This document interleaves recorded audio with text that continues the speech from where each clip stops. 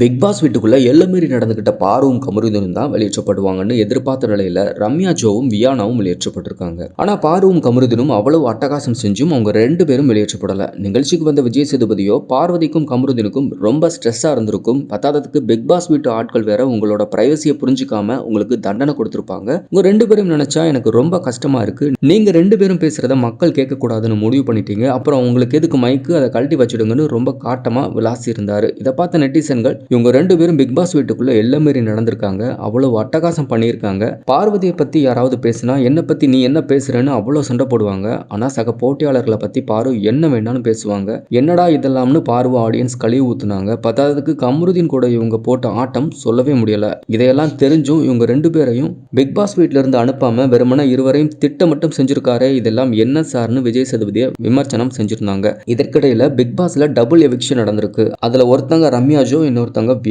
வியானா ஆரம்பத்தில் ரொம்ப நல்லா விளையாடினாங்க. கொடுத்த டாஸ்க்கை சரியாகவும் செஞ்சுட்டு வந்தாங்க. ஆனால் இடையில எஃப்ஜே உடனான காதலால் சற்று தடுமாற ஆரம்பிச்சாங்க.